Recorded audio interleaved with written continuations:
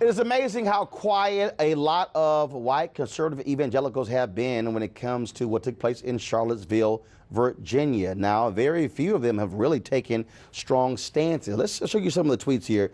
Dr. Robert Jeffers, of course, out of Dallas, Texas, he tweeted this: "Let there be no misunderstanding. Racism is sin. Period." Now, I blasted him on Twitter because he also will not specifically mention white supremacists or neo-Nazis. James McDonald tweeted this here of Harvard Bible Chapel in Chicago: "Christians should call what's happening in Charlottesville what it is, pure evil. The kingdom will be filled with every tribe." Revelation 7:9. Pastor Paula White Kane of the New Destiny Christian Center in Florida, a big supporter of Trump and a member of his Evangelical Advisory Council, said this: "White supremacy is evil, and the violence that happened today is intolerable.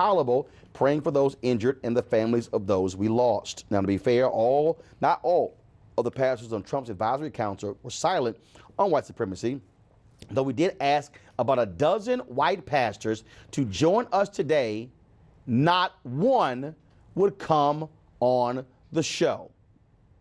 Now, right now, I want to talk to a pastor who predicted this. From Arlington, Texas, Reverend Dr. Dwight McKissic, senior pastor of Cornerstone Baptist Church, a member of the Southern Baptist Convention. Of course, it was a couple of months ago at the SBC where Pastor McKissic introduced a resolution calling for the SBC to condemn white supremacy, to condemn the alt-right, and they actually stepped back.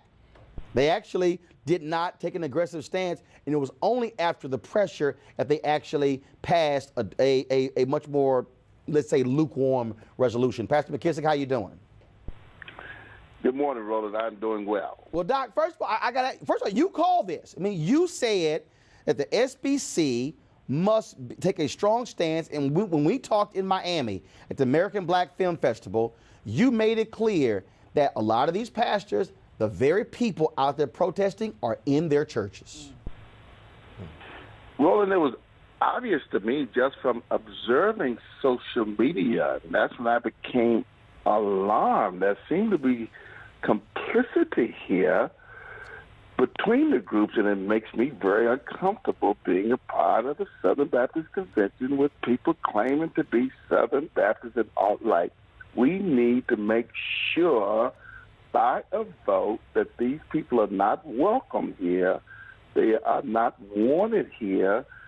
And I asked them to take a stand, and I thought for sure it would be easy passing, and we all know the story.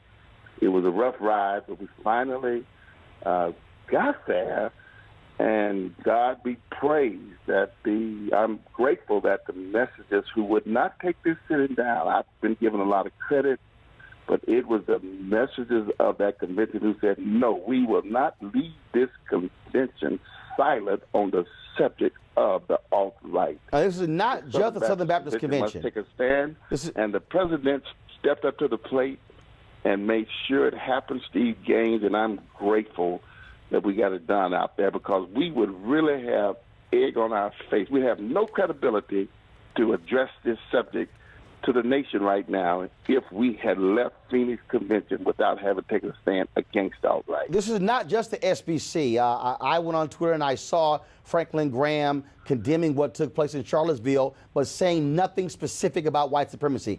James Robinson, big-time supporter of Donald Trump, big-time white evangelical, has said nothing. You can go down the line, a lot of these pastors, and what I say it is they are prophetic frauds. That they stand there touting their faith, thumping their Bibles, but they refuse to use their prophetic voices to speak truth. Anybody who has read a Bible understands that prophets spoke the truth regardless of who they were speaking to, and these folks are silent.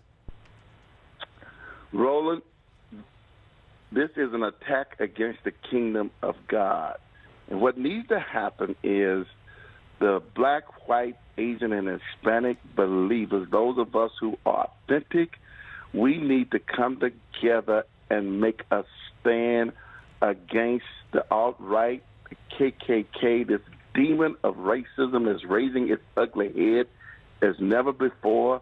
The Klan without a hood that's in our face. And what I'm concerned about, they're the younger generation. These people in their early 20s. Yes, because which means racism is going to be alive and well for a long time. That's because the alt-right, white evangelicals to come stand with us at one place at one time and condemn this ugly movement and say we're one people, one nation, one Lord, one faith, one baptism under God. We need to make a strong stand. And that's because the alt-right specifically targets educated white men, and they are simply the 21st century version of the White Citizens Council, which was made up of judges, lawyers, doctors, dentists, businessmen in these various cities. That's really what we're dealing with here. Pastor McKissic, 30 seconds, your final comment.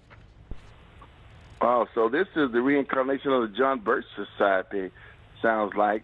But what we need in this generation, the same Southern Baptist Convention and the Evangelicals who back in 1844 decided this was a civil issue, a government issue, not an ecclesiastical issue, need to step up to the place and say, yes, this is a theological, moral issue, and we will not leave the black church to fight this by themselves. We will do this together as the kingdom of God. We will take a stand with the kingdom of God against this racist evil. And on Sunday night at Cornerstone Church at 7 o'clock, we're going to invite white and black pastors to come together. This Sunday night at Cornerstone Church in Arlington at 7 o'clock, we're going to take a stand against the alt-right and racism, and we invite everybody to come. Reverend Dwight McKissic, always a pleasure talking with you. Thanks a lot. Weekdays on TV One. I will never lie to you. Oh, my God. Roland Martin. He doesn't want to talk to us. He wants to ignore us. Uncensored. Hell no. That ain't gonna cut it, boo. Unapologetic. No, that is fundamentally false. You are wrong. Unfiltered. He wants an America where we all look alike. He ain't talking about black people. Unrelenting. You better go work out, because you got a fight on your hands. NewsOne Now with Roland Martin. Weekdays at 7 a.m. on TV One.